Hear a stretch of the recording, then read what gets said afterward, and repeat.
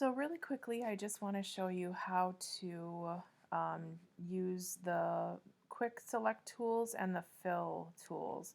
So if I actually have my original image, I want to make a duplicate copy or a duplicate layer of the background. So I'm going to say duplicate layer. I'm going to say that's fine. I want to make sure that I'm locking that original layer just to make sure that it I can't do anything to it. And then I'm going to I'm going to be on my background copy, and I'm going to select the quick select tool. Then what I'm going to do is I'm going to go over here in that photograph, and I'm going to select something. And I've got a really small brush, so maybe what I should do is I'm going to make the brush a little bit bigger so that you can see the selection. It's kind of like glowing sort of on and off, or it's just sort of undulating there. What I want to do is I'm going to go up to select and say select similar, and what it will do is Photoshop basically took all of the image that was the same color. It's seeing it all as the same color even though it's technically not. There's a couple different values in there that I could get later on if I change the value in the photo. So I've got my layer selected. Then what I'm going to do is I'm going to select a color, and I want to use purple. So I'm going to come down here and I'm going to select this really dark purple for that area. Then what I'm going to do is make a new layer, and I'm going to label it darkest purple. Then I'm going to go over to edit, and I'm going to say fill, and I want to fill with the foreground color because we'll notice that purple I selected is in the foreground, and I do want to do 100% opacity, so I'm going to say OK.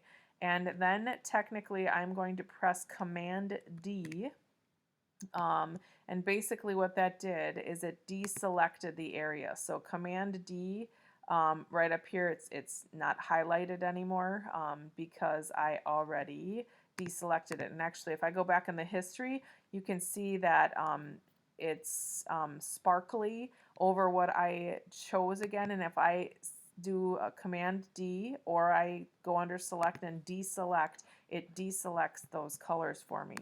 Now what I want to do is I'm going to turn that layer off. I'm going to then select the next color that I think is next lightest. And I'm going to say select similar again, and it's going to take some of the images again. And so then I'm going to go into that purple, and I'm going to make a little bit brighter, and I have to make sure that I can see that it's brighter, and I can see a difference enough in here. If I was too close to the original image, it wouldn't be enough contrast to see that next layer. So then I'm going to say OK. I'm going to again go and make a new layer. I'm going to say medium purple, or I could say medium violet because technically it's violet. I'm going to then go under edit, and I'm going to go to fill again. I'm going to fill with the foreground color because that's where I put it.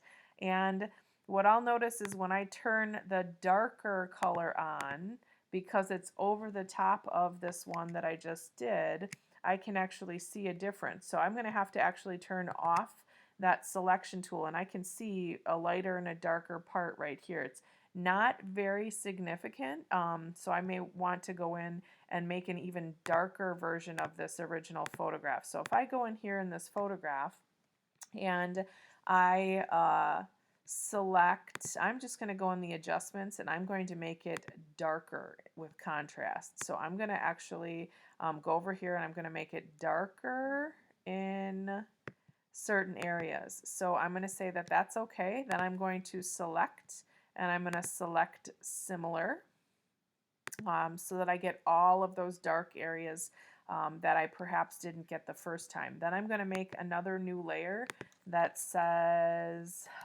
it says darkest purple already, so I'm going to actually select black, and I'm going to make a layer that says black. So then what I'm going to do is I'm going to flip my two colors. So now I've flipped the background and the foreground, and I'm going to double click on the white, and I'm going to go down here and I'm going to select black and say OK. Then what I want to do is I'm going to go under edit, and I'm going to fill again, but I did switch those colors, so now I actually do want the foreground color, and I'm going to say OK to that, and it's going to fill the black where it went before. Now what I'm going to have to do is I actually have to put um, the black back over the top, and it sort of looks to me like the black and that darkest purple are the same. So I actually don't want the black. What I'm going to actually do is I'm going to click on the purple. Oops, except I have to be on that darkest purple to do it. So I'm going to click on the purple. I'm going to say select similar. And this time I'm going to use the eyedropper tool so that I can get that same purple that I had before.